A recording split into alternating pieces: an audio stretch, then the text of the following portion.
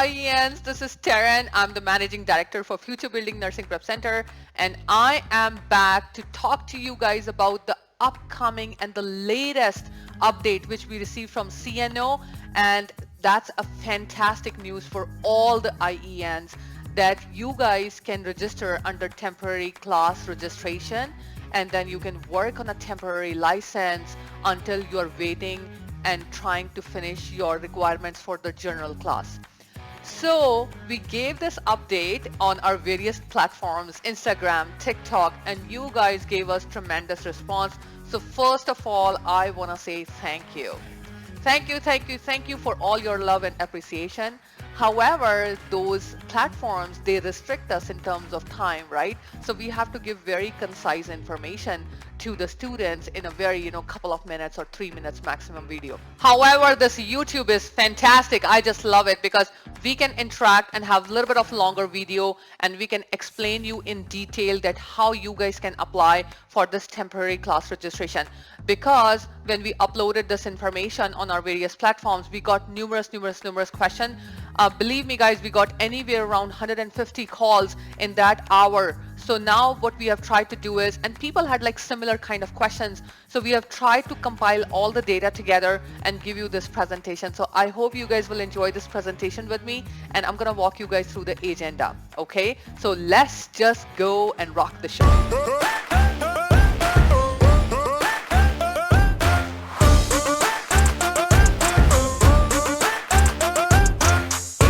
So this is my presentation. I'm going to start with you guys about how you can meet the requirements, or what are the requirements, and then how you are going to apply for the license. Okay.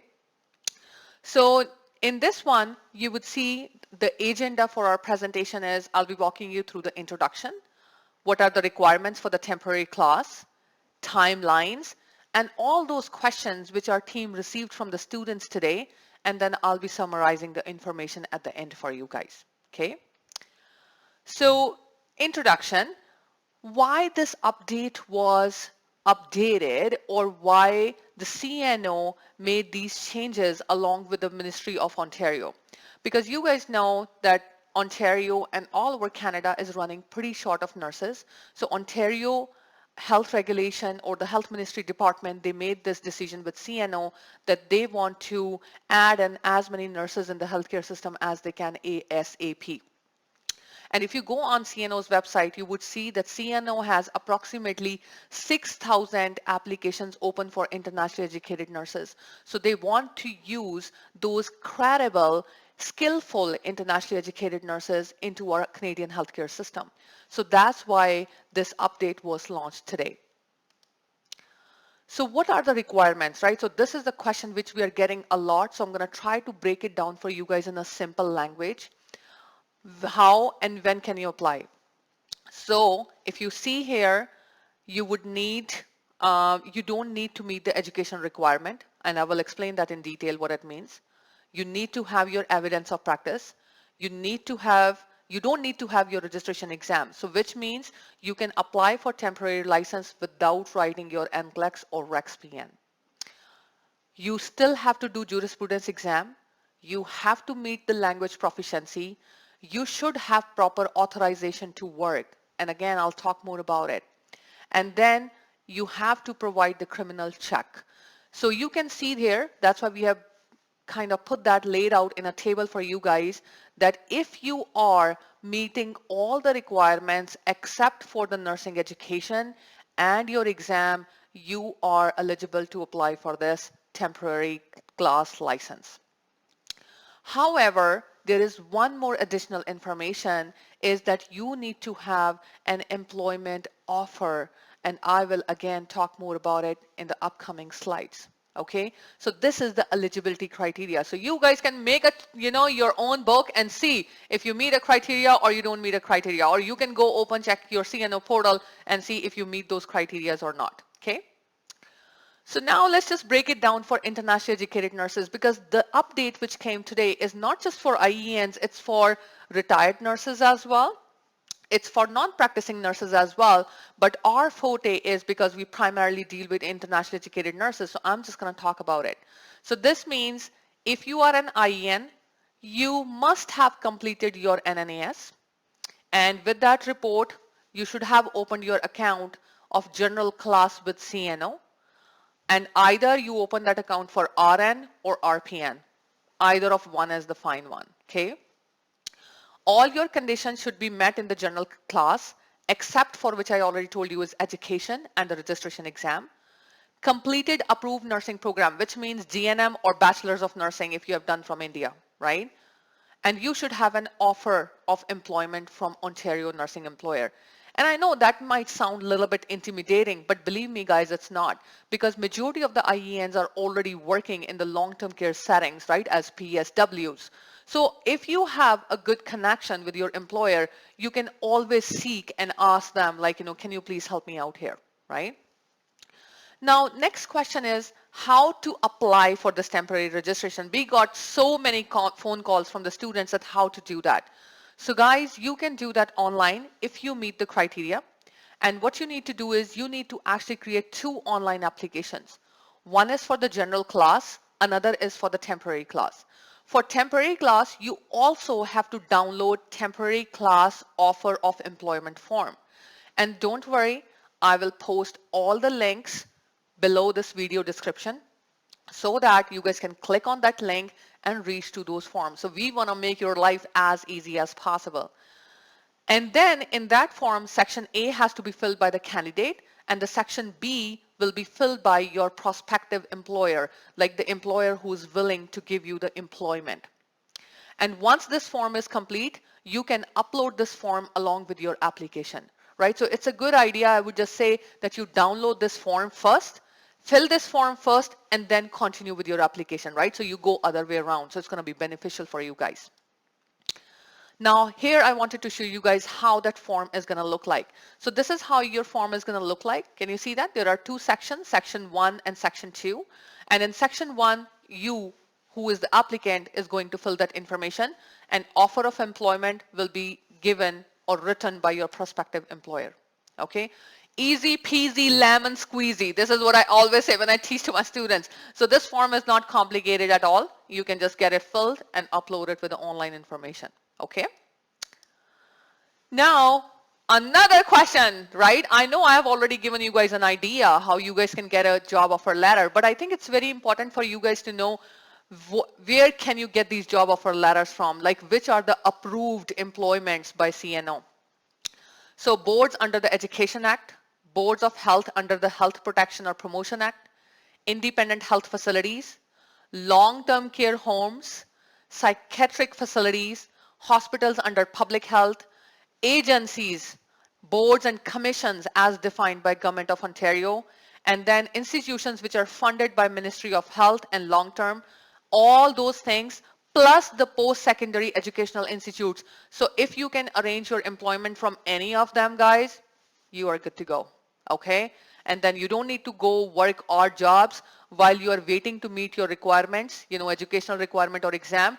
You can work as a nurse on a temporary license. Isn't it beautiful? And you will be also learning about the healthcare system, right? So that's, I would just say, is a win-win situation. Another valuable suggestion which I want to throw for you guys is, because you will be registering, and practicing as a nurse. And of course, I just want to add here some things. When you get a temporary license, there are some few restrictions which are applied on the nurses, right? And I don't want to go into detail of it because that's a totally different subject.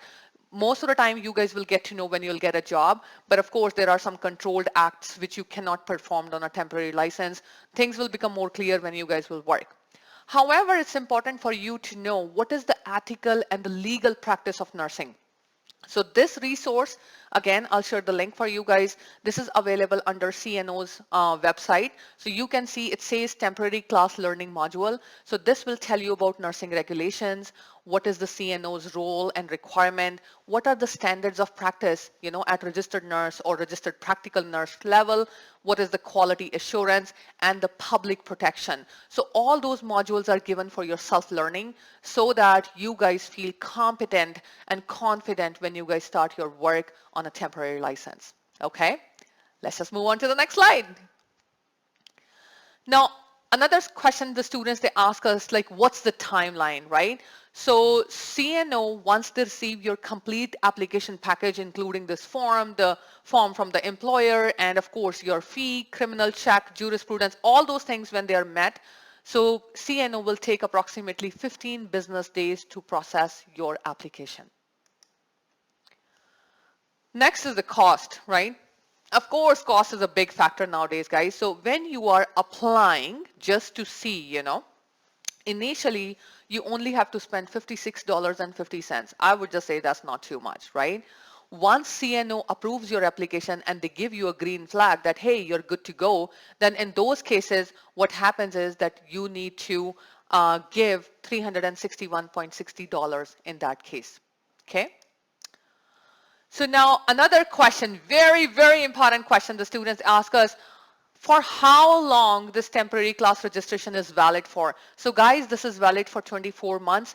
And I want to say thank you to CNO. All this information, courtesy information, we have picked up from CNO's website. So it says 24 months from the date of issue, and unless CNO's executive directors authorize an extension. So this means, sometimes you might even get extension too, but only if it is authorized.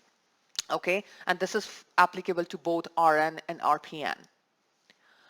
Next is also, this is the students, sometimes they ask, like, okay, when this is going to expire. So you guys know either your time frame is 2 years, or if you fail, because when you are working on a temporary license, you guys will be given 2 chances to crack your nursing exams, which means either NCLEX or REXPN.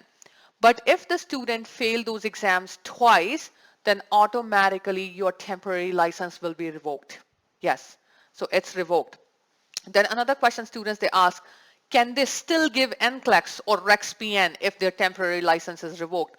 Answer is yes, absolutely yes, because those requirements are different, right? But to hold the temporary license, right, they want you to pass your exam within a couple of attempts. I hope I made that point clear.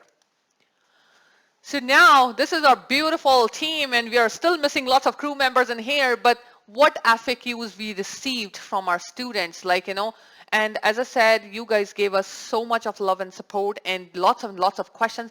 Keep sending us more questions, okay? We'll explore everything and give the answers back to you guys. So now let's just see what questions the students, they ask us.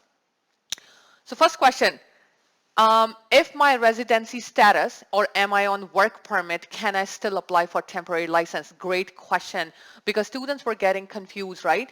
Primarily, if you go on their website, it looks like it says you have to be Canadian citizen or permanent resident, but no, if you dig in a little bit deep, CNO also says if you have authorized work permit where you can work in the healthcare settings without any restrictions, you can apply for this. So you're good to go. Next is, I have competency gaps / outstanding nursing education. Can I still apply for this? So I'm going to read you these lines from CNO. Applicants must meet all the registration requirements before they enter the general class. This includes completing any additional education required to fulfill the nursing education requirement in Ontario and passing the registration exam. So what it means to me, if I'm understanding this information, is if you have competency gap, right, and if you're meeting all the other requirements, I think, yes, why not? You can apply for your temporary license if you meet all the other requirements except for your education and your exam, right? However, CNO would still might want you to finish your education so that you can meet those educational competencies. But a good question. Next question, I have eligibility from outside Canada. Can I still apply for this, right? So lots of students are asking us question, I have applied to AFRA, I have applied to United States. Can I still apply for this? Listen, my friends, if you are doing anything outside of Canada, CNO doesn't know that, right?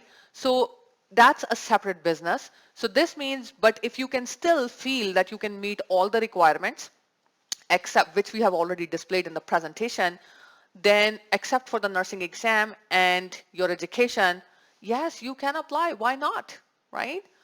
Next question, I am working as RPN. Can I apply for temporary RN license?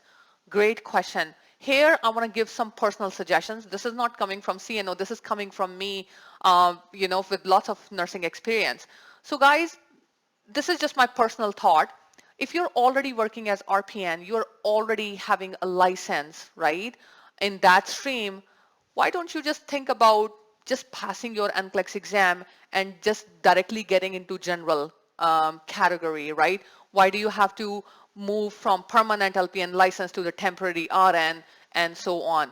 But if still you want to do, that's totally your choice, but that's just my suggestion to you guys. I don't think that's required, right? So rather you focus on passing your exam so you can meet all the requirements for the general classification.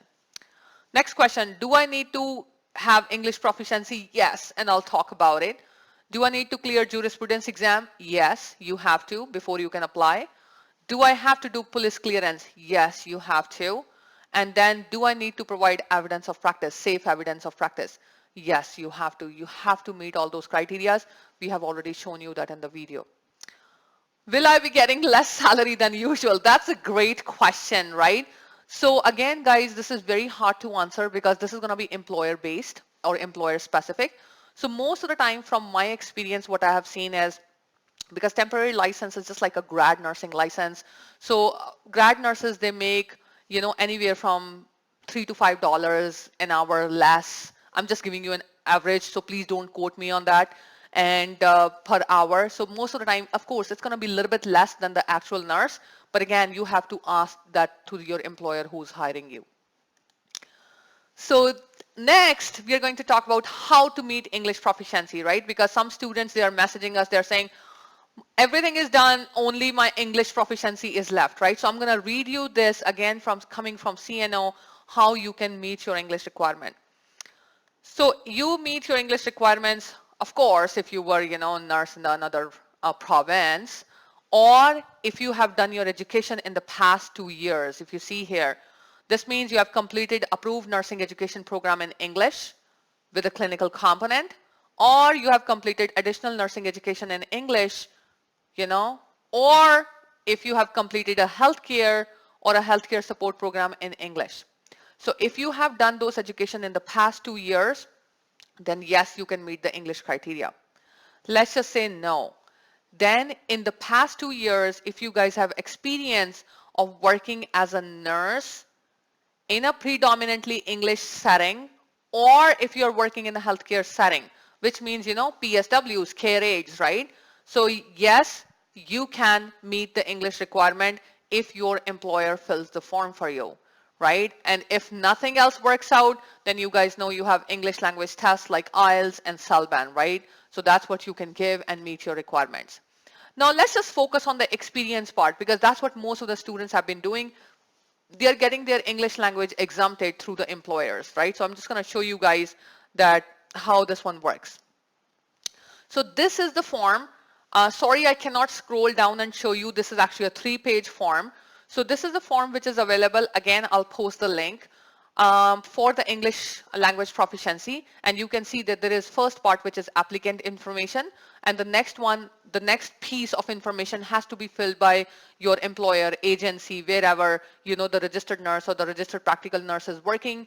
And they are giving confirmation to CNO that yes, you are proficient in your reading, writing, listening, and speaking, right? So this is easy, not too bad. You can get this form filled up and send it to CNO. And of course, this has to be sent by your employer or the person, you know, who is validating your English. They have to directly send it to CNO, and then you can easily get it waived off, right? So that's easy peasy again, not too bad.